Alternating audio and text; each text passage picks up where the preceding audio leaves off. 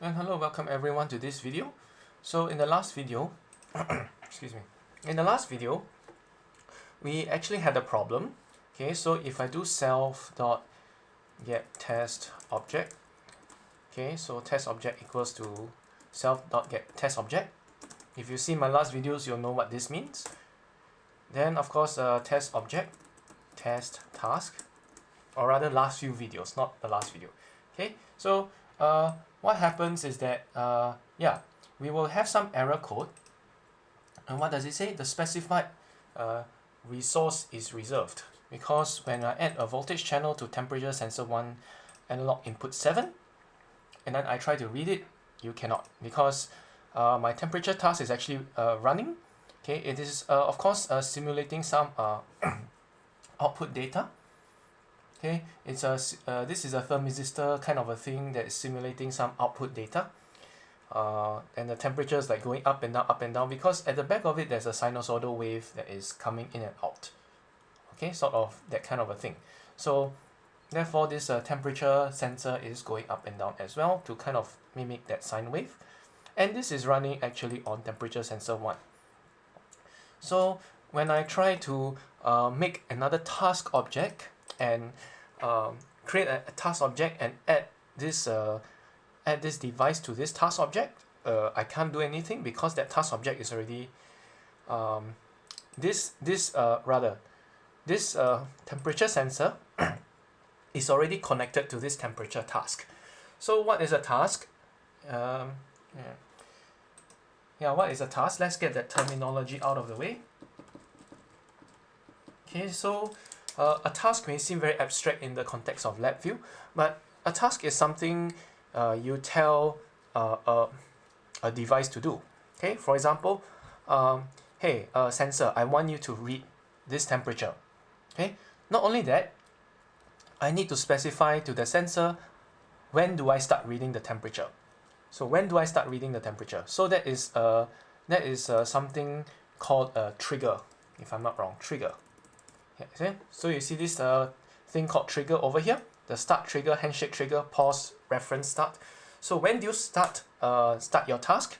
So when do you start doing what excuse me, when do you start doing what I tell you to do, and when do you stop?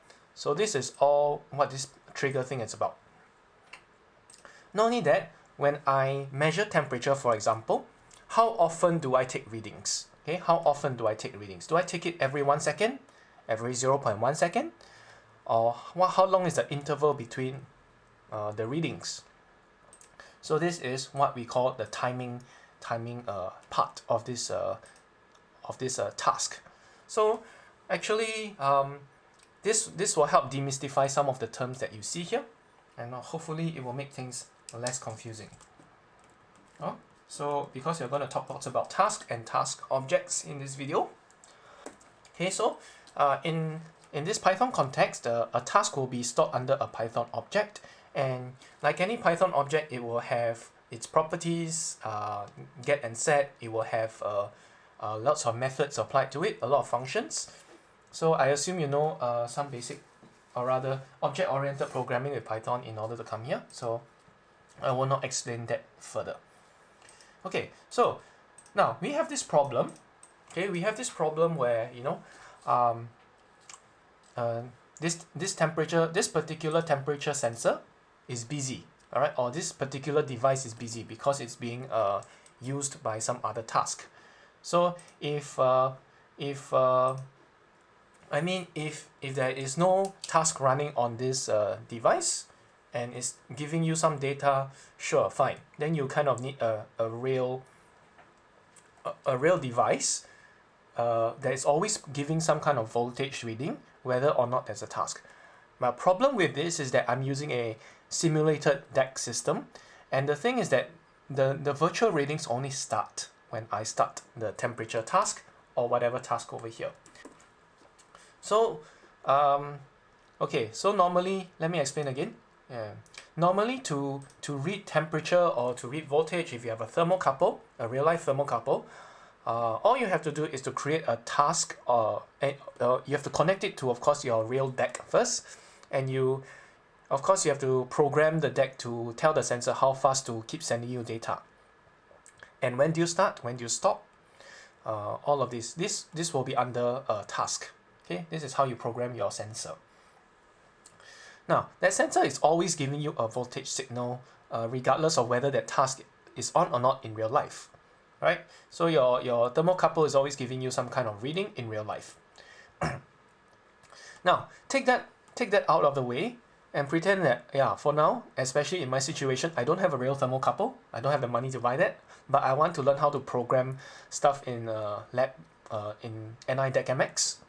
So I make this thing called a virtual DAQ or a simulated DAQ, and to simulate a temperature reading, I need to create a task and run the task.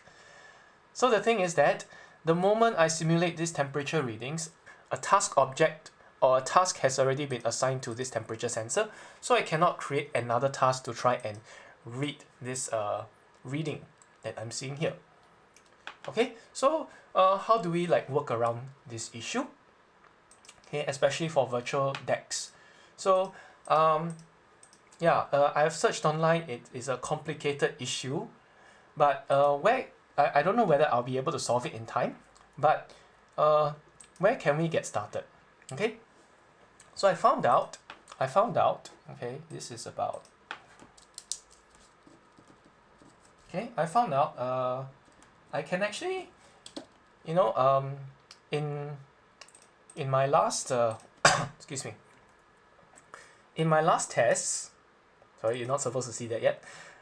In my last tests, I was able to, well, print the device name, right? I can print the device name. I can list all the devices printed that are available here using NIDAQmx Python module, and I've demonstrated that before, right? So second question is, can I do the same for tasks? Can I do the same for tasks? Can I get a list of names of all the tasks that are on this machine, right? Answer is yes, of course I can. Okay, how do I do that? And why do I want to do that? Okay, the reason why I want to do that is, again, once I have the string, the name of the task that is on this NIDAQmx, I will be able then able to you know, perhaps reference the object that's related to this task. Maybe go and get the object, right? And I can do stuff with it. Okay, perhaps using some Python, whatever. But at least when I have the string name, I should be able to type the name of the task in manually. And of course, after that, hopefully, once I get the task object that is referenced here, then I can start reading values of tasks that are already running. Okay, so explanation again. Okay, I don't need to make another task to try and read this simulated data for simulated DAQ. But what I do is I try to look for the object or load a Python object that is going to read of this task, read the temperature reading of these tasks manually. Okay, because the task object already exists and I just want to start reading it. So so that's what I want to do. Okay, so I mean, you can of course make the tasks here manually, and using these tasks I should be able to read and write data to it, or at least read it. Okay, so you can see this thing is like going up and down and up and down. So I want to start reading some values of this. So how do I do it? I start by getting task names. So how do I get task names? Okay, well, like I said before, if I'm able to get the names of this NIDAQmx virtual DAQs, well, I can start by looking there at the code. Okay, and you can see this is the code we actually use. Import NIDAQmx.system. Excuse me. Okay, import NIDAQmx.system, and then after that, I can look for device in system devices, and I print the device. So NIDAQmx.system is a good place to start looking, and you can look at the API reference right here. under NIDAQmx system. So if you click that and open the link in new tab, you should be able to come over here. So under NIDAQmx.system, we will have system collections, system device, system physical channel, system storage, system watchdog. Okay, which one do I go for? Yeah, because what I want to look for is a task, right? I want to look for a task or something. So let me Control F and find task here. Okay, all right. So anyway, the description already tells you this is good because what does it do? It accesses the static properties that accesses the task, scales, and global channels stored in the Measurement Explorer, NIMAX. Okay, NIMAX. This is the NIMAX. So I'm able to use this. Excuse me. I'm able to use this NIDAQmx system to get the tasks. So how do I get the task? Okay, probably I will just look through all the things here. Okay, and you look at this thing. Okay, the property is saved under tasks over here. So property tasks indicates the collection of saved tasks for this NIDAQmx system. So here is the link. You can open it in a new tab, and there you go. Okay, if you take a look at this persisted task collections, you can actually go to this thing called you look at this property task. It says it indicates the number of saved tasks for the NIDAQmx system, and the type is NIDAQmx system collections. Okay, persisted task collections. So this will be under NIDAQmx system collections. So under NIDAQmx I must talk too quickly. Excuse me. Under NIDAQmx system collections, we look for persisted task collection. So this is the one we look for. Okay, this is not the one. Okay, so if you click that link, persisted task collection, we will go here. Okay, these are the same pages. I will of course put it inside your inside the description, so don't worry. So what does it do? Okay, the class NIDAQmx system collections persisted task collection is it says it contains the collection of tasks saved on a DAQmx system. This is what we want. So this class defines the methods that implements container object. May not know what that means. Never mind, I ignore. It's very abstract to me, at least, even though I do Python sometimes, so I'm not that familiar. But what does it say here? It indicates the name of all tasks on this collection. This property is called taskNames. Okay, taskNames. So we'll access it like any other. We'll access it like any other property. And what is this? This type is a list, and it gives you a string of all the tasks. Okay, so there's a method that helps us to do that. Great. Okay, so what did I do? Okay, I actually got task names down here. Task names down here. I made a new function. All right.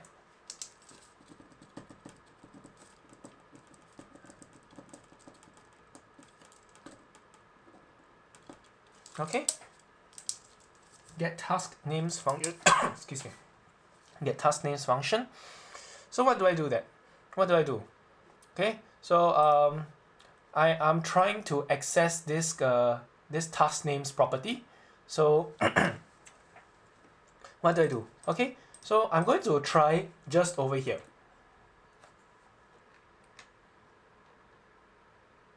Okay, I'm going to try in the command line. So let me see whether NIDAQmx is imported. Okay, NIDAQmx is not yet defined here. All right, but oh well. Let me make another function for the YouTube video so that you can get my drift. Okay, get task YouTube demo. Okay, I'll just call it YouTube demo. After that, I will just delete this function. Okay, YouTube demo. All right, now I have to put the self down here. Okay, Then what do? First thing is NIDAQmx equals self.NIDAQmx. It's quite straightforward. And what do I then do? I want to get task names. So over here, I can say I want to load something called task names. Task names, right? Equals to, all right, I have to copy and paste this entire thing. So I'm going to copy, okay, copy it here, and then I will paste it here. Control Shift V, and then I want to access the task names property, right? So all I want to do after this is, well, okay, over here it said it's a list of string values, right? So I just want to print out the task names at the very least. So print task names, or rather task names. So let's try this on the YouTube demo and see how it works. Then you'll know why the code I wrote here isn't that straightforward. Yeah. So let's try. So I'll get my test object again. Test object equals to self.getTestObject. And with this test object, I'm going to try and load my this NIDAQ object. So NIDAQ object equals to self.getNIDAQ Oh, not self. It should be test object. Sorry, test object.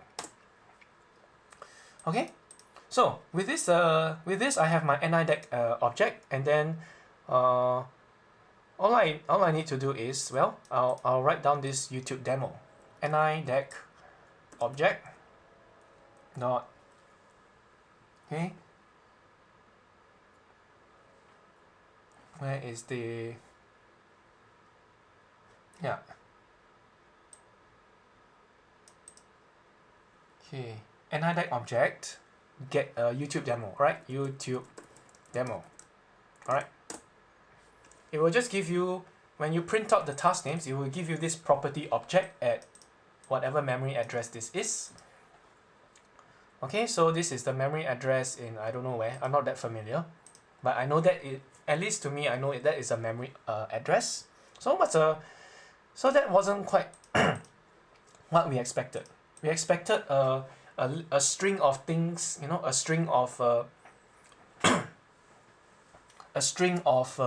task names, and we didn't get that. So what's the deal with this property object, right? So wait, what time is it? 17:58. Okay, I'm just, yeah. So what? Excuse me, sorry, coughing again. What is this property object here? Okay, property object. Well, if you look online, okay, property object is actually what I'm thinking of as a property. It uses this add property thing. I know what this is, but I'm not that familiar with using it. All right, for property objects, it has a get method. So if yeah, it has a, yeah, we load a property object and then we get a task name. We should be able to yeah, we should be able to get it properly, right? Okay, what am I saying? Yeah, this is a bit abstract, but what I'm saying is that this property object actually has a get method which helps you to get the object that you want.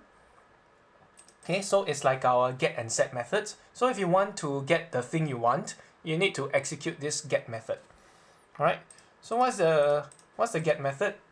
Well, what you need to do is this. Okay. Insert.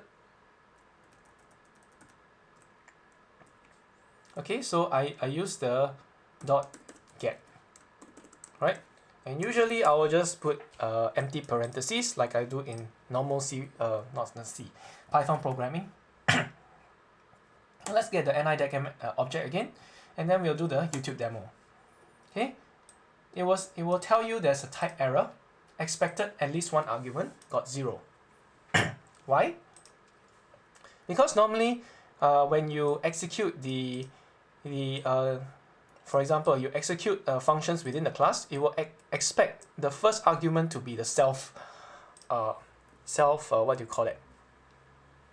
The self object. You will expect the instance of the class to be your first argument over here. That's what the self thing here is.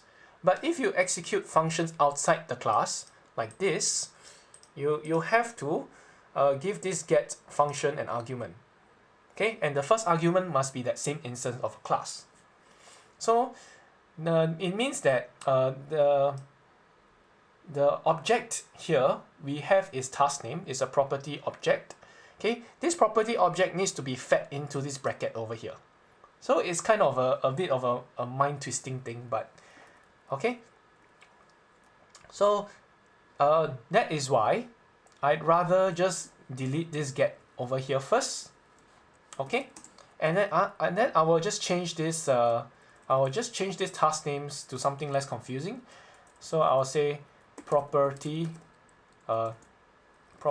object is this, or maybe I don't call it property object. I will just say this. It's a task property. Okay, task property object, or task property object, because that's a most descriptive way of saying it.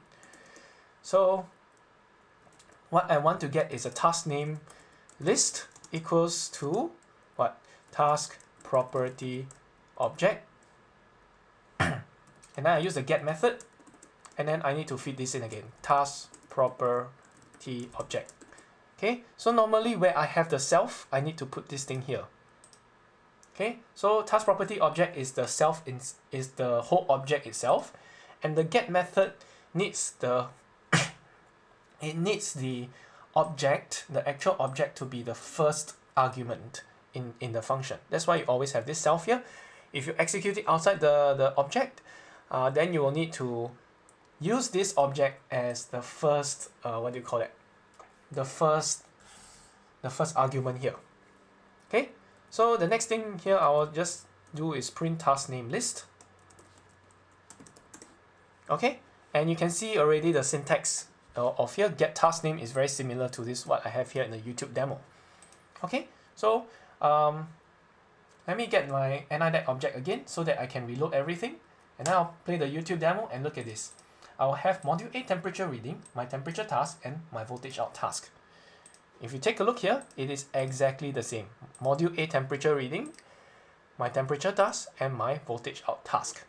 So we have successfully use Python to determine all the names of the tasks here, and with that it is much easier to, well, access, perhaps even read readings of this task, as long as we have the names of them. Okay, and then we don't have to go back and forth looking for the name in NIDAQmx. Okay, you can do it programmatically in Python, and hopefully with that we can automate the whole process, right? So that's what this YouTube demo is here for. Okay, but I don't want to keep this code here. And if you take a look at the task names, most of the things are pretty much the same. Okay, NIDAQmx equals self.NIDAQmx. Instead of task property object, I use task property here. And of course I can change it to task property object. Okay, and then I can change it here. As long as all these names are the same, the code will work. And then the task names equals to task property object. I don't call it a task name list, I'll just call it task names, because that's what the name is. So the task names will be task property object, and then I use the get method to get the task property object. Okay, and that's what we are doing here. We refer to this article. So yeah, it's a little bit more advanced than your usual object-oriented programming. Okay, it's not beginner level anymore, so you can get used to some of these new syntax as we build upon old data, older knowledge. And then instead of printing the task name list, I will just return it to the environment. That's why I have a get task names here. Alright, so I'm going to delete this YouTube demo, and I'm going to demonstrate to you the get task names getTaskNames object. Okay, so I'm going to get the NIDAQmx object, and I'm going to do getTaskNames. getTaskNames. Shucks, I just deleted my own. getTaskNames. Alright. Okay, so you'll see it will print out the return by default. Okay. You print out the return by default, module A temperature reading, my temperature task, my voltage of task. Of course, I can actually assign it to a task name list equals NIDAQmx or NIDAQobject.getTaskNames, and then I print task name list. Okay, and then I get the names of my tasks that are over here. So that's how we get our task names. So hopefully this was helpful in getting us the first step into possibly reading something off our simulated instruments. So once we get the task names, hopefully we can load the actual task into an object and maybe get a few readings. Okay, thanks for watching. I'll see you again. Bye bye.